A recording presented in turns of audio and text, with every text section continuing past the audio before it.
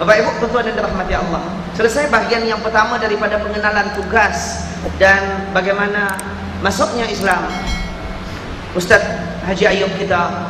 Dan sebelum kita masuk kepada bahagian yang kedua tentang metodologi dakwah Kristen dan Islam, saya ingin memberikan kesempatan kepada masyarakat kita yang ada di sini, Bapak Ibu tuan-tuan yang ingin memberikan soalan. Pada saya ada soalan yang telah diberikan ini, dan sementara menantikan soalan daripada tuan-tuan dan puan-puan, saya nak minta kepada Ustaz Ayub untuk menjawab soalan ini. Ustaz, I would appreciate if you can also discuss about what happened to the original Bible, means Injil. Is it any difference from the present one by the Christians? Ada tak perbezaan antara original Bible dengan apa yang ada sekarang ini, yaitu kitab Injil yang lama, Old Testimonial, dengan apa yang ada sekarang? Silakan Ustaz. Terima kasih Ustaz. Dalam di London Museum ada dua Bible. Satu dinamakan Codex Sinaiticus ataupun Bible yang dihantar dari Gunung Sinai, yang ditulis dengan tangan oleh monk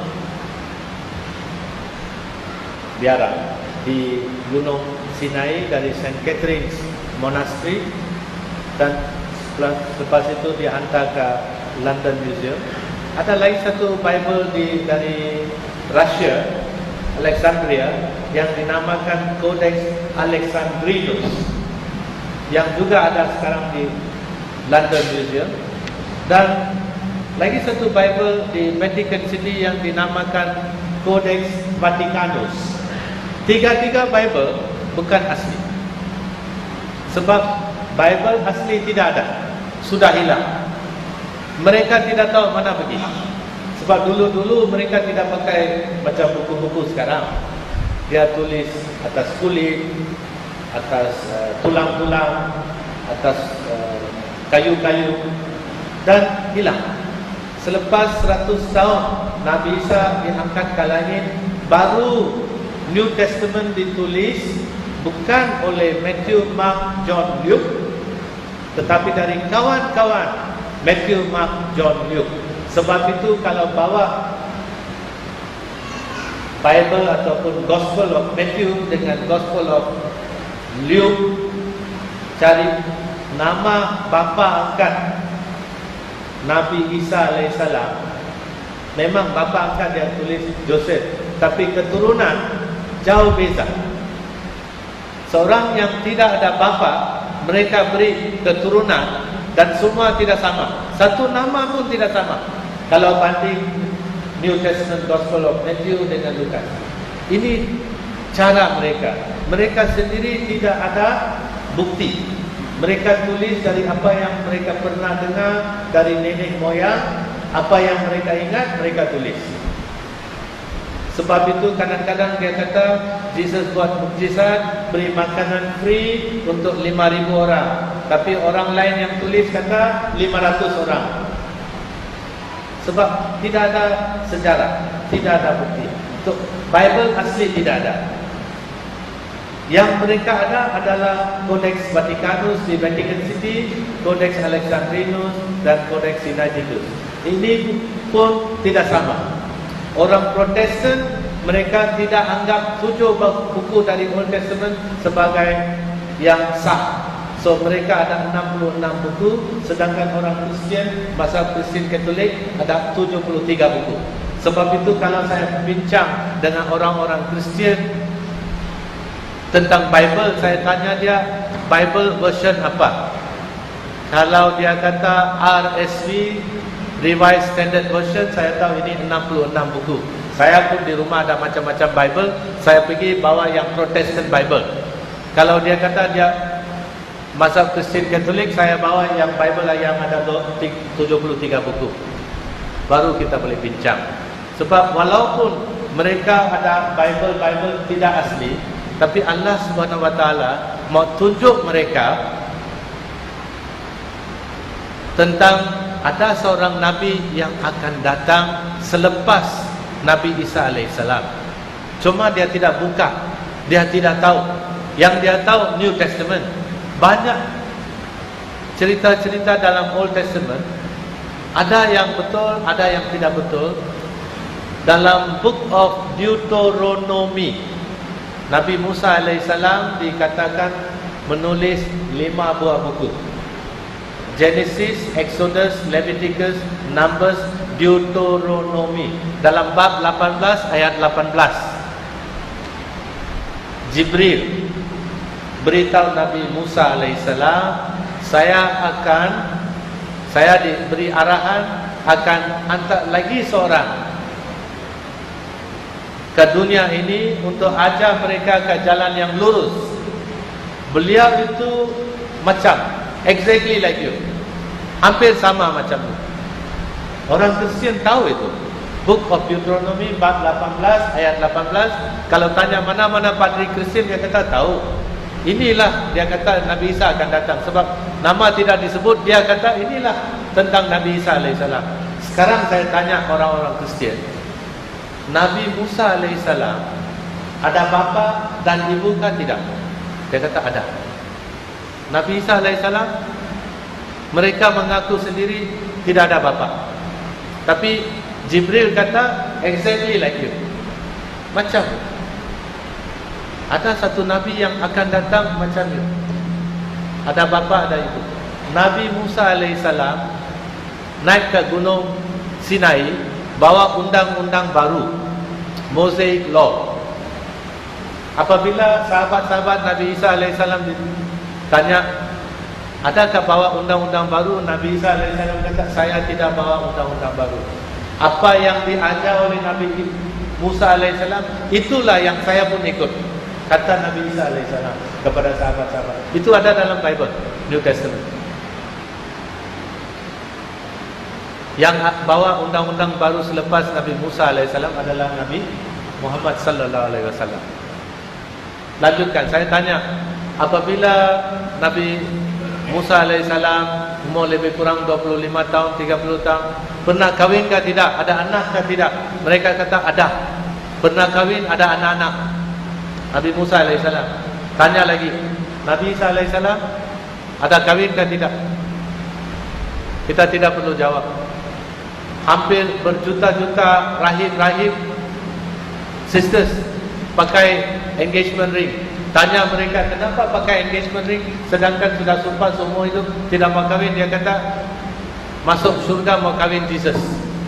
Ini berjuta-juta rahib-rahib di gereja Kristen Katolik, semua impian mereka satu hari nanti mau kahwin Jesus. Sebab itu dia pakai engagement ring. Dalam dunia ini Nabi Isa tidak sempat kahwin. Bukan tidak mau kahwin, tidak sempat. Umur hampir 30 tahun dia start dakwah, orang mau tangkap dia. Dia lari ke sini, lari ke sana, buat sikit mukjizat. Ramai orang datang, askar-askar mau tangkap, dia lari ke sana. Tidak ada sempat mau kahwin. Tidak pernah kahwin. Tanya lagi, Nabi Musa alaihissalam bila dia mati macam mana? Mati disalibkan, mati sebagai orang tua ke macam orang biasa? Dia kata dia mati apabila sudah tua, mati macam orang biasa. Macam mana dengan Nabi Isa alaihissalam? Mereka sendiri kata, bukan saya kata, mereka kata beliau disalib mati. Samakah tidak? Tidak sama. Yang sama mana satu? Itulah jawapan. Nabi Muhammad diberitahu, cuma mereka tukar nama.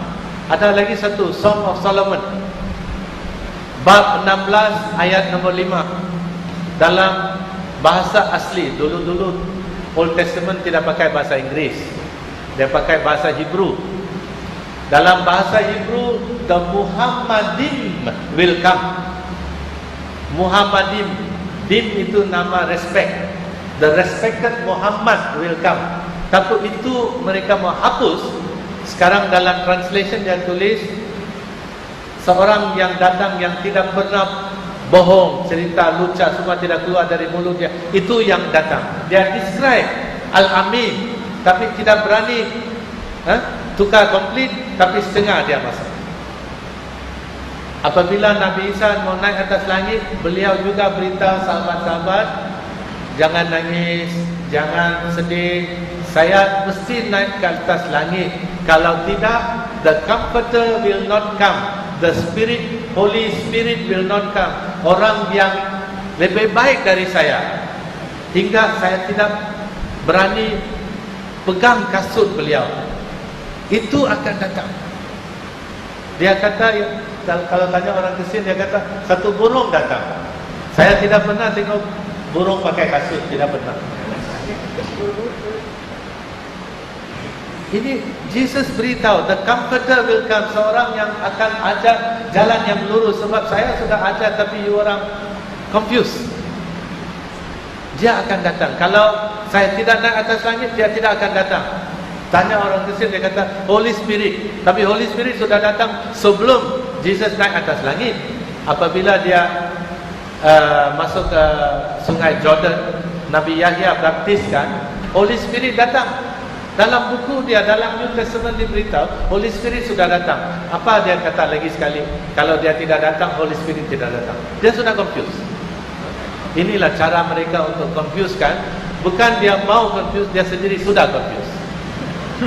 So janganlah kita ikut orang yang sudah confused. Ustaz, di sini ada soalan ganti. Tapi sebelumnya saya nak ulas sedikit tentang Muhammad dan Bible tadi. Nah, Nabi Muhammad SAW pernah diungkapkan di dalam kitab Injil yang asli, memang itu tidak dapat dinafikan. Ramai daripada penganut-penganut agama Islam, agama Kristen sendiri telah mengaku bahawa di Old Testimonial memang ada tersebut nama Muhammad. Dan itu Allah Subhanahu wa taala jelaskan kepada kita dalam Al-Quran sifat-sifat Nabi Muhammad sallallahu alaihi wasallam. Wa ma Muhammadun illa rasul qad khalat min qablihi rasul. Wa ma Muhammad, dan sungguhnya Muhammad itu tidak lain adalah sebagai seorang rasul sebagaimana rasul-rasul yang pernah diutuskan sebelum kamu. Bapak Ibu tuan-tuan yang dirahmati Allah, sebagai seorang rasul, dia seorang pemuda biasa. Dia ada ayah, dia ada ibu, dan itulah yang telah pernah dimentionkan, yang telah pernah ditukilkan di dalam kitab Bible yang asli. Dan juga dalam ayat laqad ja'akum rasulun min anfusikum, sungguhnya telah datang seorang rasul daripada golongan kamu sendiri, golongan manusia yang tidak bersayap, yang tidak berkepak. Dia bukan malaikat, dia ada bapa, dia ada ibu, dia dilahirkan seperti biasa dan normal. Dan ini Allah jelaskan untuk menjelaskan kepada mereka yang tidak memahami, yang confused dalam kehidupannya, yang bingung untuk mencari jalan yang terbaik. Tapi Ustaz, di sini ada lagi satu soalan berkenaan dengan Bible, kerana Ustaz lebih expert tentang Bible ini, ya? Kerana berkisar kehidupan dalam Bible, maka benarkah, adakah benar ada satu Bible tulisan Saint Barnabas yang telah digam, yang tidak dibenarkan dalam agama Kristian? Mengapa? Adakah ia bercanggah dengan ajaran Kristian? Kalau benar, dipersilakan. Sebelum Council of Nicaea pada tahun 325 Masehi, ada beratus-ratus Injil. Setiap orang yang boleh pandai tulis, dia tulis. Apa yang mereka pernah dengar dari nenek moyang, mereka tulis. Beratus-ratus. Tetapi pada tahun 325 Masehi, ada satu Council of Nicaea di negeri Greece, dan mereka terima 4 Injil: Matthew, Markus, Lukas, Yohanes. 4. Yang lain semua mereka kata tidak betul, ada ajaran sesat. So termasuklah Gospel of Barnabas dibuang. Tapi apabila saya tanya seorang padri yang pernah buat perbandingan agama di Rome, Islamology, beliau berasal dari Port Dickson, saya kenal beliau. Dan apabila saya tanya tentang Gospel of Barnabas, apa kata orang-orang Kristian, beliau beritahu saya di Rome, apabila mereka buat perbandingan agama tentang Islam dan Kristianisasi, mereka diberitahu Gospel of Barnabas bukan buatan orang-orang Kristian, orang Arab. Ini diajak kepada padri-padri sekarang. Gospel of Barnabas bukan asal usul dari orang-orang Kristian, tapi orang Arab yang mula itu, dan sebab itu tidak boleh dipercayai. Saya beritahu padri itu, the original Gospel of Barnabas ada di museum di Vienna, negeri Austria. Coba pergi sana cari dalam bahasa Hebrew. So ada Gospel of Barnabas, tapi tidak diiktiraf oleh Gereja Kristen Katolik. Dalam Council of Nicaea, semua beratus-ratus Gospel ataupun Injil dibuang, hanya Matthew, Markus, Lukas, Yohanes diterima. Kenapa tak diterima, Ustaz? Mereka kata dia canggih dengan Matthew, Markus, Lukas. Alhamdulillah, Bapak Ibu, tuan-tuan yang dirahmati Allah, sedikit penerangan tentang Bible dan sesuatu yang kita dapat membandingkan. Alhamdulillah, Bapak Ibu, tuan-tuan yang dirahmati Allah, kita dilahirkan sebagai seorang Muslim. Kita punya kitab pegangan, Al-Quran. Al-Quran daripada ia diturunkan di zaman Nabi Muhammad SAW sampailah kepada zaman sahabat, sampailah 1420 tahun yang ada sekarang ini, Al-Quran masih tetap utuh dengan satu tulisan, dengan satu gaya bacaan, dengan penafsiran yang berbagai macam. Bapak Ibu, tuan-tuan yang dirahmati Allah, Allah jaga Al-Quran dengan baik. Kalaulah manusia yang disuruh jaga, maka itulah yang akan berlaku sebagaimana yang terjadi pada Bible. Biar Allah sendiri menjamin, inna nahnu nazzalna dzikra wa inna lahu lahafizun. Kamilah yang menurunkan Al-Quran itu dan kamilah yang akan menjaganya. Bapak Ibu, tuan-tuan yang dirahmati Allah, melihat tadi tentang ilmu perbandingan agama tentang Islam dan Kristian, Ustaz, kita lihat sekarang seluruh masyarakat akan melihat keindahan dakwah Kristianisasi. Kita tak nampak keindahan Islamisasi di dalam dakwahnya. Kita tak nampak indahnya Islam dalam dakwah. Tak percaya? Kita cuba lihat.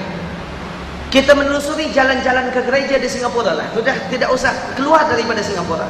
Kita jalan di depan gereja, kita jalan di sekolah-sekolah missionaries, kita akan jumpa slogan-slogan kata yang cukup indah yang menarik diri kita untuk tahu lebih lanjut lagi.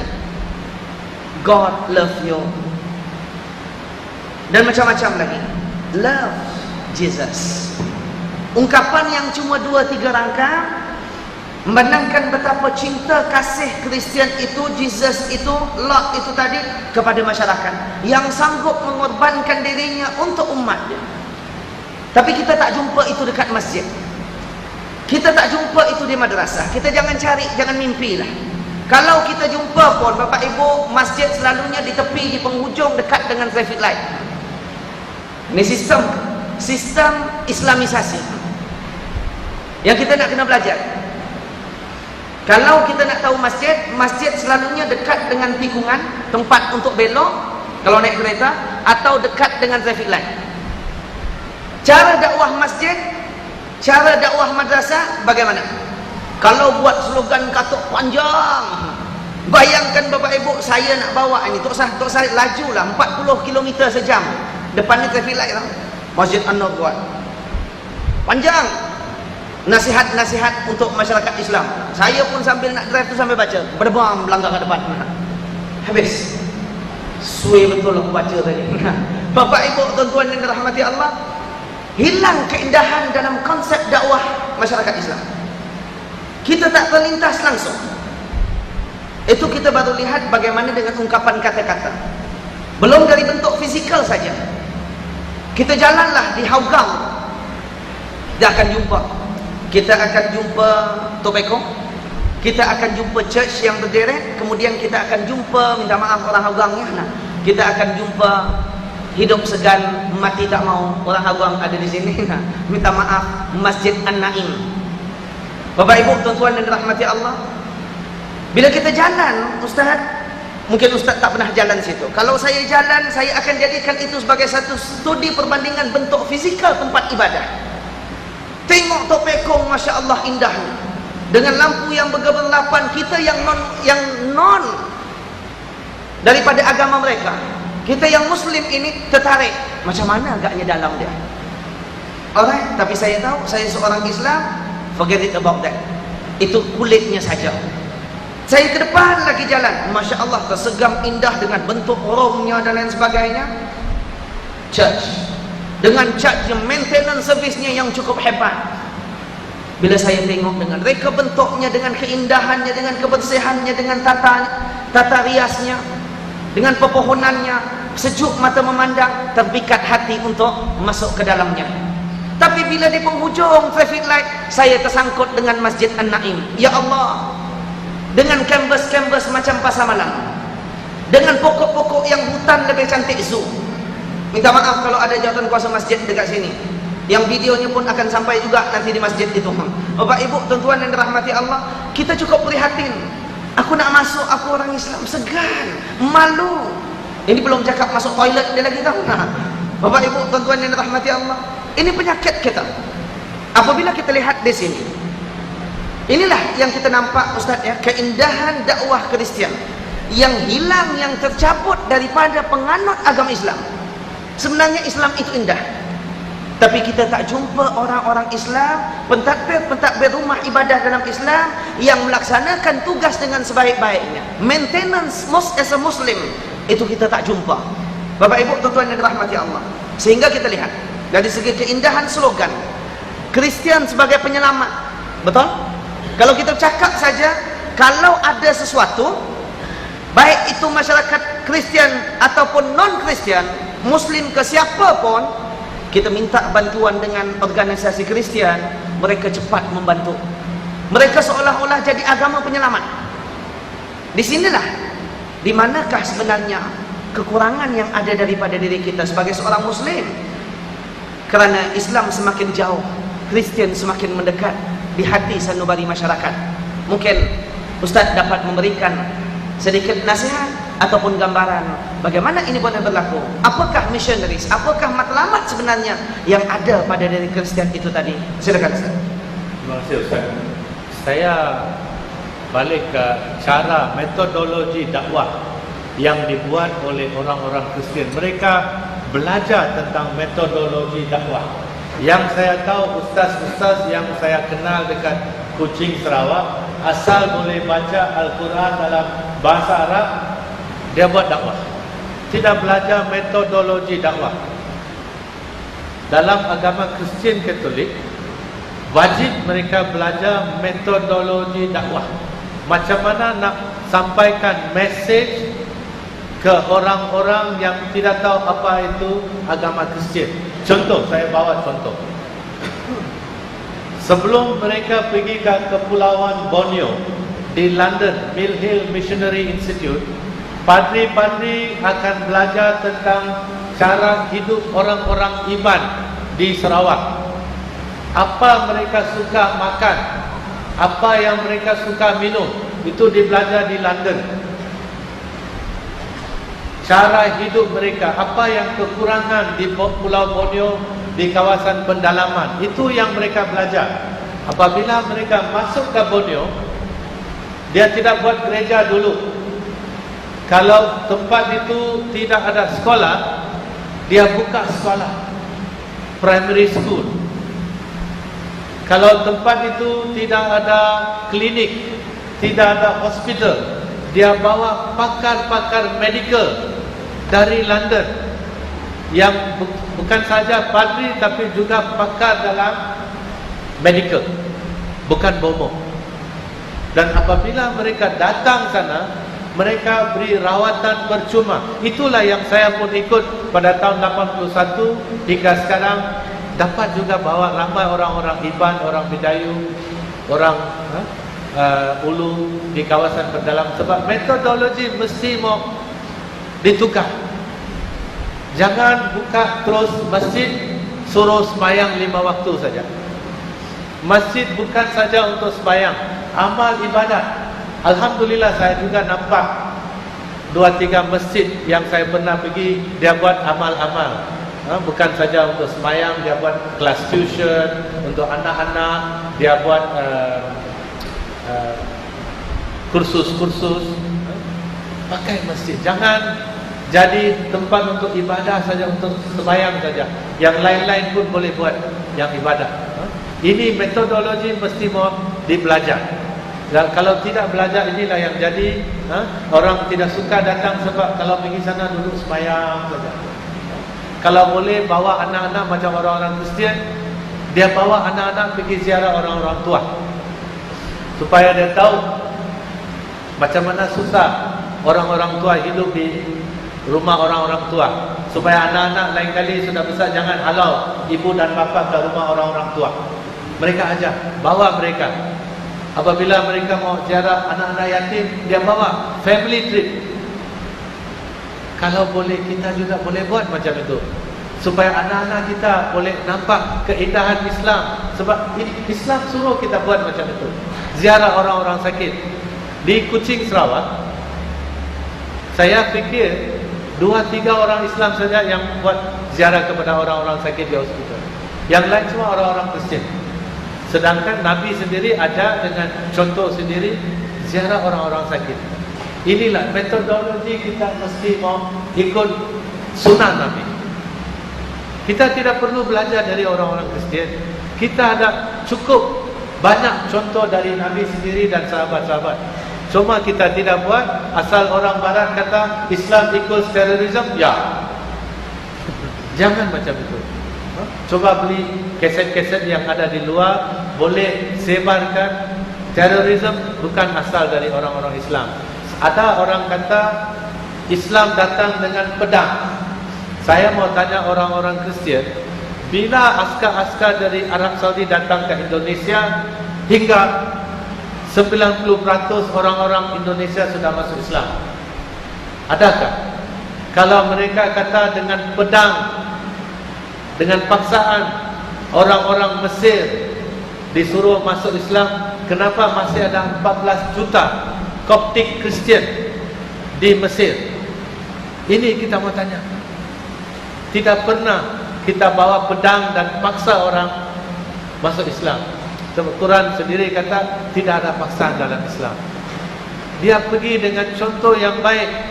Sahabat-sahabat Nabi yang pergi ke seluruh dunia, mereka buat trading, mereka buat kerja, contoh yang baik. Ini yang tarik orang-orang bukan Islam ke agama Islam. Alhamdulillah, Bapak Ibu tuan-tuan yang dirahmati Allah. Bila melihat kepada keindahan dakwah Kristian, kita mengingat kepada keindahan dakwah Islam. Islam sekarang hanya tinggal jadi brand saja. Oh, Islam juga ada dan sebagainya, tapi where's the practical? Di manakah amaliyahnya?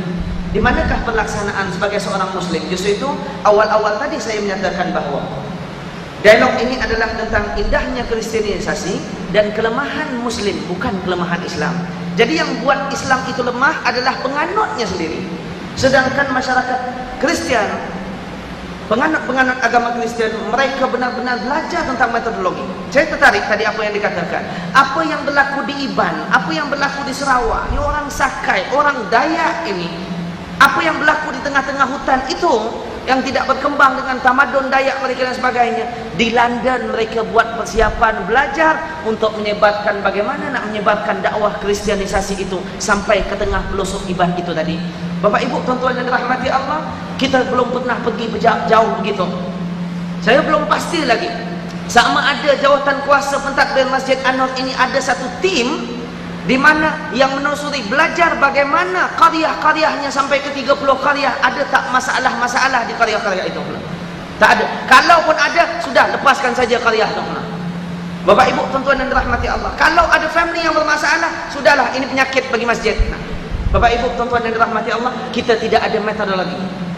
Kita lihat bagaimana Rasulullah SAW pantang apabila mendengar ada saja sahabat sakit. Tak kira sama ada sahabat itu seorang Muslim ataupun non-Muslim, walaupun dia orang Yahudi, walaupun dia orang Kristian, Rasulullah akan bergegas daripada masjid, balik ke rumah, minta kepada Aisyah, ya Aisyah, ada tak sepotong roti, gandum dan lain sebagainya, aku nak ziarah orang sakit. Itu kepentingan. Di sini menunjukkan bagaimana akhlak kita. Bapak Ibu tuan-tuan yang dirahmati Allah, ini menggambarkan bagaimana pengalaman diri pribadi saya apabila mengantar anak saya mengikuti kursus drama, speech and drama di CHIJ di Katong itu. Apabila saya antar, dia tengok anak saya dengan pakai tudung, saya pula dengan pakai jubah, dia sambut, bukan dia takut, dia sambut. Please, you are welcome. Buat ini macam rumah engkau. Dia tunjukkan, dia perkenalkan daripada satu tingkat ke satu tingkat, dia introduce semua staff-staffnya, Masya Allah. Tapi Bapak Ibu tuan-tuan yang dirahmati Allah, Kita sebagai institusi Islam, apabila ada orang Islam datang, kita rasa macam dia nak mencuri ke dalam masjid. Nah, ini penyakit kita. Kita ada satu, cuma saya puji satu saja. Islam juga, institusi Islam di Singapura ada sistem metodologi yang cukup hebat, Ustaz. Apa dia? Metodologi mencari derma. Kalau pasal cari derma, hebat. Oh, itu hebat, expert. Dan Bapak Ibu, tuan-tuan yang dirahmati Allah, saya minta maaf. Ini tak ada kena mengena kepada yang hidup, yang mati, yang ada Singapura atau yang Malaysia. Kalaulah terasa pedasnya, memang itu disengajakan. Minta maaf banyak-banyak. Bapak Ibu, tuan-tuan yang dirahmati Allah, itu dia tadi. Nah, saya sebelum kita pergi terakhir kepada nasihat-nasihat, kerana ada kita nak minta nasihat daripada seorang pakar yang ada di depan kita, bagaimana untuk memperbaiki diri kita dalam keadaan situasi kita yang penuh dengan cabaran-cabaran ini. Saya ingin bertanya sedikit. Ini merupakan soalan pribadi saya, iaitu Ustaz Ayu, ada tak ketika selepas masuk Islam, selepas menyebarkan pula dakwah Islam, apakah cabaran-cabaran dakwah dalam Islam? Kalau kita lihat, Christian is very supportive. Dia support kita kalau untuk berdakwah. Bagaimana pula, ada tak di dalam Islam supportive yang semacam itu, ataupun kita terima hambatan-hambatannya? Kerana saya sebagai seorang pendakwah, saya terima bagaimana keadaan-keadaan itu. Apalagi kalau Haji Ayub dulu sebagai seorang Kristian dan sekarang berdakwah dalam Islam, apakah keindahan dan hambatan-hambatannya? Silakan saya. Terima kasih, Ustaz.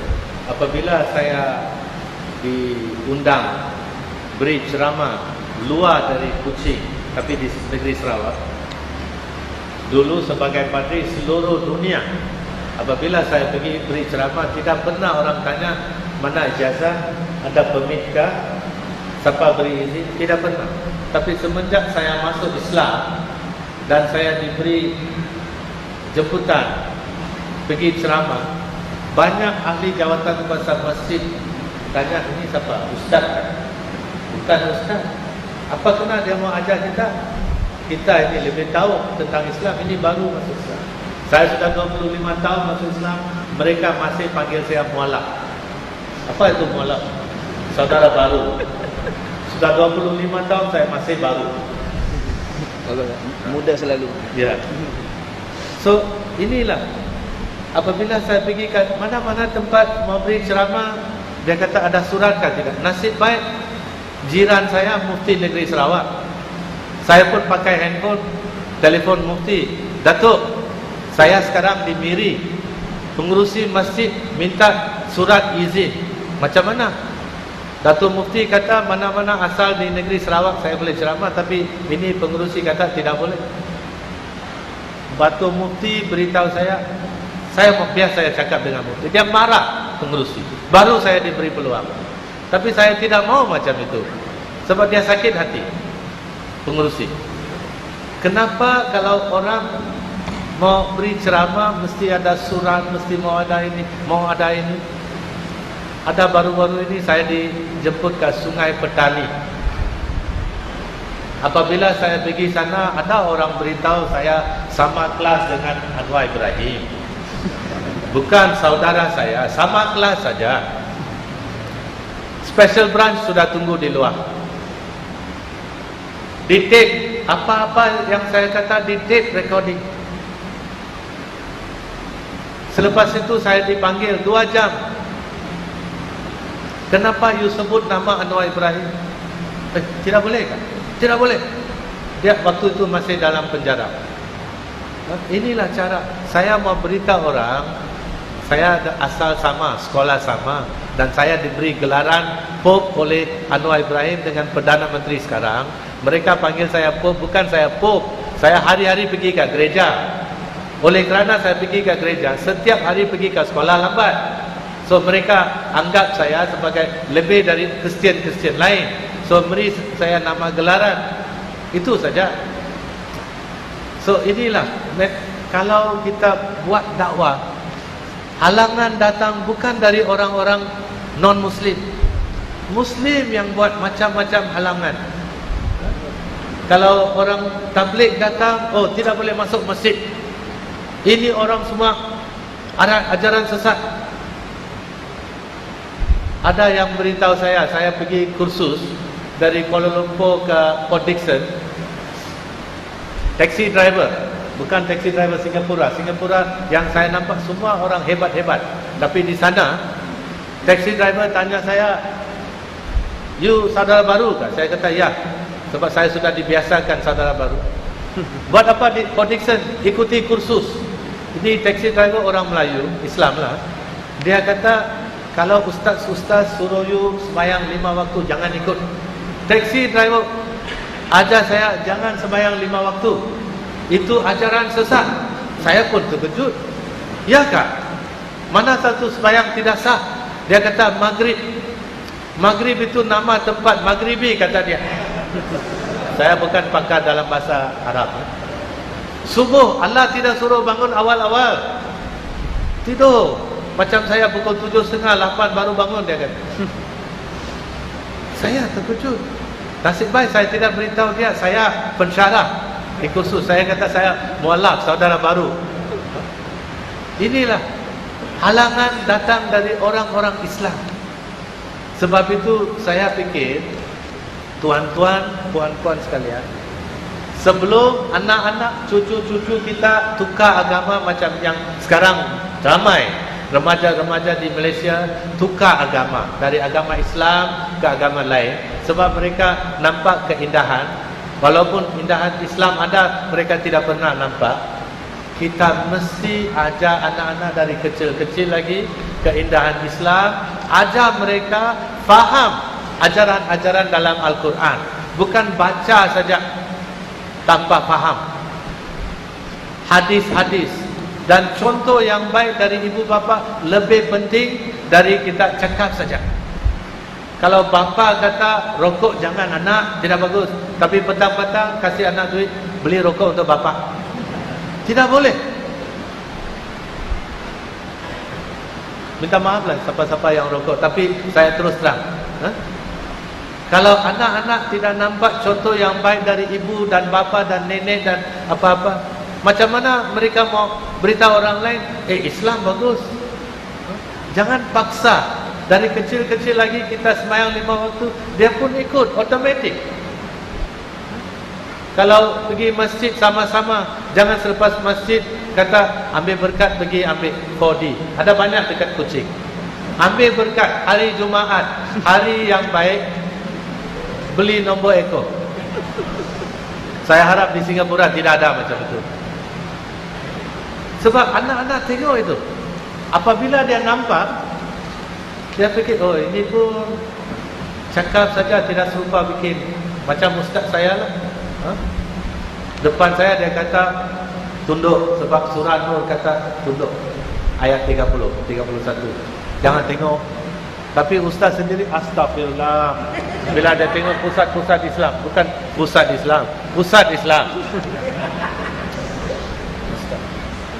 Inilah kita mau beritahu awal-awal dengan anak-anak, Islam itu indah dan beri contoh yang baik. Dan bawa anak-anak ke tempat-tempat, kalau buat amal ibadah, pergi ziarah anak-anak yatim ke orang-orang tua, bawa anak-anak, buat macam family trip. Itu saja Ustaz. Baik Ustaz, sebelum kita pergi kepada nasihat-nasihat Ustaz, di sini ada soalan yang terakhir sebelum saya rangkumkan soalan tentang nasihat-nasihat untuk mengukuhkan keimanan dan keislaman kita. Nah, adakah benar Ustaz, sekiranya seorang Kristian yang sudah hampir mati, dia disuruh mengucapkan dengan 2 kalimat syahadat? Silakan Ustaz.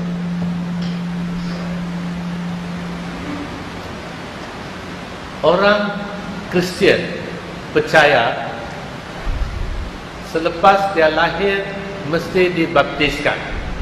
Itu penting. Itu pintu. Tanpa baptis tidak dapat masuk agama Kristian. Macam itu juga sebelum mereka masuk ke dalam kubur, mereka mesti minta ampun dosa-dosa mereka. Tapi kebanyakan orang sudah uzur tidak boleh cakap. Tapi anak-anak fikir bagus suruh padri datang ampun dosa. Tapi yang si uzur itu tidak boleh cakap. So padri bawa minyak zaitun, bukan dari supermarket. Ini minyak zaitun dari Baitul Maqdis yang diberi oleh bishop-bishop apabila mereka buat laporan setiap 3 tahun ke Vatican City. Pope akan beri minyak zaitun dari Baitul Maqdis kepada setiap bishop. Inilah minyak yang dibawa oleh bishop-bishop, beri edar kepada padri-padri yang ada di kawasan beliau, dan minyak itulah akan sedikit disapu dekat telinga, dan padri akan kata, apa-apa dosa yang engkau pernah buat melalui telinga, saya ampun dengan ego te absolvo in nomine Patris et Filii et Spiritus Sancti. Dia tidak kata, cepat ucap 2 kalimat syahadat. Tidak masuk akal. Banyak orang fikir ini idea datang dari orang-orang Islam. Dia tidak buat dakwah. Apabila tidak buat dakwah, dia start cerita macam ini.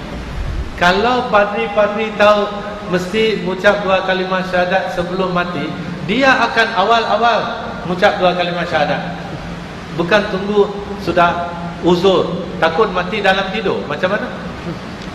So padri diajar sebelum seseorang meninggal dunia, kalau ahli keluarga mereka panggil walaupun tengah malam, mesti pergi rumah itu dan sapu sedikit minyak zaitun dekat telinga, dekat mata, dekat hidung, dekat mulut, dekat tangan kanan, tangan kiri, kaki kanan, kaki kiri. Dan setiap kali dia kata, dengan minyak zaitun ini saya ampun dosa-dosa yang you pernah buat dengan kaki ke, tangan ke, mata kanan, mata kiri, telinga kanan, telinga kiri. Itu yang beliau sebut. Bukan suruh mengucap 2 kalimat syahadat. Alhamdulillah Bapak Ibu, tuan-tuan yang dirahmati Allah, kita sampai kepada penghujungnya, walaupun ada banyak soalan-soalan yang masih lagi ada pada saya dan mungkin tidak akan terjawab keseluruhannya. Bapak Ibu, tuan-tuan yang dirahmati Allah, kerana masa tidak mengizinkan kita telah hampir kepada 11.30. Nah, pagi ini Bapak Ibu, tuan-tuan yang dirahmati Allah, kita nak berbincang sebagai yang terakhir, minta Ustaz memberikan nasihat-nasihat kepada kita berkenaan dengan keadaan diri kita, terutama kita yang berada di kota metropolitan, dengan membangunkan remaja-remaja yang begitu sulit sekali, yang hanyut dengan sistem modernisasi, dengan hanyut dalam keadaan-keadaan yang ada sekarang ini dengan penuh hiburan dan lain sebagainya. Ustaz, di Singapura ini telah ramai yang keluar daripada Islam disebabkan kesempitan hidup. Pada tahun lalu kita cukup prihatin, ada salah seorang di antara anak remaja dengan terang-terangan beritahu kepada ayah dan ibunya, kepada keluarganya yang tinggal di Chai Chee, yang mana dia telah pun memeluk agama Kristian.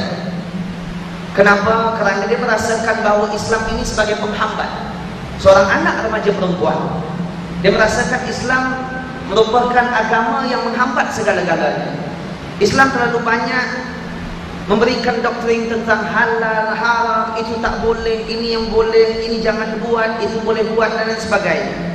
Kemudian baru-baru ini pula saya jumpa dengan seorang businessman yang sudah maju, yang sudah berada dalam kemuncak bisnesnya, keluar daripada Islam kerana dia dibantu oleh organisasi Kristian. Kerana di waktu dulu ketika dia menganut agama Islam, dia tidak mendapatkan apa-apa langsung, bisnesnya drop, kesempitan hidup bukan setakat dirinya dan juga keluarganya. Dan kita pula menghadapi dalam keadaan era teknologi, kecanggihan dan hiburan, berbagai macam diayah kristianisasi yang sampai kepada kita, sama ada melalui media massa ataupun secara langsung, ataupun melewati penganut-penganutnya, yang kadang-kadang membuat kita bingung, yang menyatakan bahawa terutama anak-anak remaja kita, yang menyatakan bahawa nak betulkah Al-Quran kau tu boleh dipercayai? Kalau Bible telah dirubah, mustahil Al-Quran tidak dirubah dan sebagainya. Jadi maka justru itu Ustaz, sebagai yang terakhir, saya, tuan-tuan dan bapak ibu, para jemaah yang ada di sini, agar dapat mendapatkan nasihat daripada Ustaz, bagaimana untuk mempagari, bagaimana untuk menghebatkan akidah dan keimanan kita, anak-anak remaja kita, keturunan dan keluarga kita, daripada diayah yang boleh membawa kita keluar daripada agama kita. Silakan Ustaz. Ustaz, terima kasih banyak-banyak. Saya masih fikir contoh yang kita ada dalam hidup Nabi yang kita cukup sayang mesti diberitahu kepada anak-anak. Anak-anak ramai tidak tahu riwayat hidup ataupun sirah Nabi, mereka tidak tahu. Yang dia tahu mesti semayang, mesti pakai tudung kalau perempuan, mesti pakai kopiah kalau lelaki, mesti ini, mesti itu. Dia tidak tahu macam mana Nabi kita ajar sahabat-sahabat beliau. Mereka tidak tahu. Kalau kita boleh ajar mereka dari kecil-kecil lagi tentang macam mana Islam diturun di Mekah, macam mana mereka susah payah. Nabi dalam riwayat diberitahu waktu Nabi bawa ajaran yang mereka fikir ajaran baru, waktu beliau sujud mereka buang najis-najis unta macam-macam, tapi mereka masih boleh ampun mereka. Ini cara-cara yang Nabi lalui, dan juga sahabat-sahabat. Bilal, dia diheret tanah pasir yang panas hingga berdarah, batu berat ditaruh atas badan beliau, masih boleh mengucap ahad, ahad. Ini semua mesti diberitahu kepada anak-anak kita supaya mereka sayang dan boleh terima. Sebab hidayah itu ramai orang cari hidayah. Contoh, saya hari-hari minta Tuhan beri hidayah kepada ibu saya tersayang dan adik-beradik saya.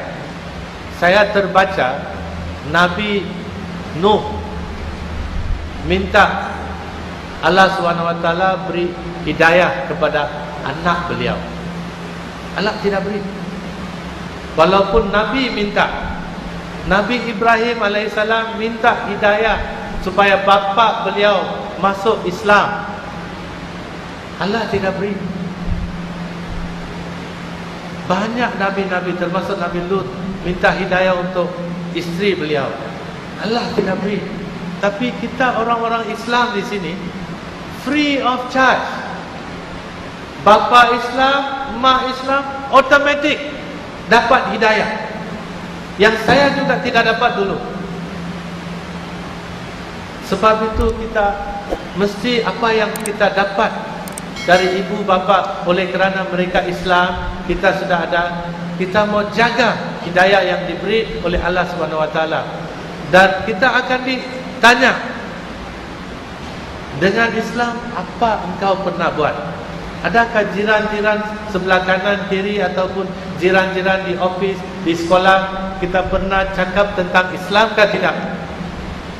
Kalau kita tidak pernah beritahu jiran-jiran yang non-Muslim tentang Islam, jangan harap dapat surga. Hidayah itu satu tanggungjawab. Saya beri satu contoh. Di sini ada Sentosa Island. Kalau ada masa, kalau kita pergi dengan anak-anak, cucu-cucu kita ke Sentosa Island buat piknik, ini satu cerita saja. Dan bawa cucu kita yang berumur 3 tahun. Dan sebab kita tidak mau makan di kedai-kedai sana, bawa makanan dari rumah, buat sedikit camping. Sebab kita ini terlalu sibuk dengan buat camping, siap barang makanan. Cucu yang berumur 3 tahun kita lupa. Dia jalan sendiri, hampir ke jauh. Apabila masa datang untuk makan, baru cari, mana cucu yang 3 tahun? Cari-cari, tidak ada dekat. Tapi ibu nampak jauh ada baju yang dia pakai lebih kurang sama dengan cucu. Kalau mau panggil terlalu jauh, tak dapat dengar. Tapi ibu nampak ada seorang lelaki remaja umur lebih kurang 20 tahun yang juga berdiri dekat cucu, dan dia nampak keindahan Pulau Sentosa. So dia fikir tak apalah, ada orang remaja, kalau apa-apa jadi dia akan bantu. Tetapi dia fikir macam orang-orang Islam yang selalu saya nampak. Itu bukan anak ataupun cucu dia ataupun keluarga dia. Ini anak orang lain. Dia jatuh pun tak apa, bukan anak dia. So dia pun mandang keindahan, terkejut apabila nampak anak itu terjatuh dan terus mati. Ibu dan bapa dan nenek, apa mereka akan kata? Akan kata, thank you very much, you tidak jaga tepi kain orang kan? Ataupun dia marah dia, walaupun dia tidak tolak anak cucu kita, kita akan marah. Sebab cucu yang berumur 3 tahun tidak berdosa, tidak dibantu oleh orang remaja Islam. Macam itulah orang-orang yang tidak buat dakwah kepada jiran-jiran yang tidak tahu apa itu Islam. Tanggungjawab besar. Hidayah kita dapat free, sedangkan ramai orang cari hidayah tidak dapat. Ada nabi-nabi minta hidayah kepada untuk anak ataupun bapa mereka tapi tidak dapat. Tapi ini kita dapat free, tidak mau share dengan jiran-jiran kita. Kalau kita tidak buat dakwah kepada jiran-jiran kita, satu hari nanti jiran ataupun anak-anak jiran yang beragama lain akan bawa anak-anak cucu-cucu kita ke agama mereka yang salah. Sebab itulah saya fikir sekarang adalah masa untuk buat dakwah. Dan kalau tidak tahu, sekurang-kurangnya belilah bahan-bahan yang boleh bantu kita untuk buat dakwah. Sekian. Alhamdulillah Bapak Ibu tuan-tuan yang dirahmati Allah, membentengi diri, nasihat-menasihatkan antara sesama muslim mukmin. Al-muslim akhul muslim. Seorang Islam adalah saudara kepada Islam yang lain. Ini konsep kristenisasi yang kita perlu kembalikan balik di dalam Islam. Islam tidak pernah menjaga tepi kain orang lain, tetapi Islam diajarkan supaya masuklah ke dalam kain orang lain, bukan untuk mengintip, tapi artinya kita nak kena bawa balik konsep itu tadi. Apa dia? Walaupun itu bukan anak kita, walaupun itu bukan saudara kita, walaupun itu bukan kaum kerabat orang yang kita tak kenal, tapi kalau ada sesuatu yang salah daripada mereka, kalau kita tahu dia adalah anak daripada orang Islam sendiri, itu adalah anak daripada saudara kita yang kita nak kena selamatkan. Bapak Ibu tuan-tuan yang dirahmati Allah, nasihat menasihatkan, kita tidak boleh tinggal sama sekali. Kita jangan putus asa terhadap apa yang telah Allah Subhanahu wa taala berikan. Berdakwah harus jalan terus. Dan dakwah itu bukan hanya sekedar kerja ustaz, kerja ustazah, tapi dakwah itu adalah kerja semua setiap individu muslim yang harus menunjukkan contoh tauladan yang terbaik. Kembalikan konsep itu kepada seluruh masyarakat Islam, kepada diri pribadi kita, kepada keluarga kita. Bapak Ibu tuan-tuan yang dirahmati Allah, yang titik terakhir kita akan serahkan kembali kepada Allah Subhanahu wa taala dengan firman-Nya, innaka la tahdi man ahbabta walakin Allah yahdi man yasha.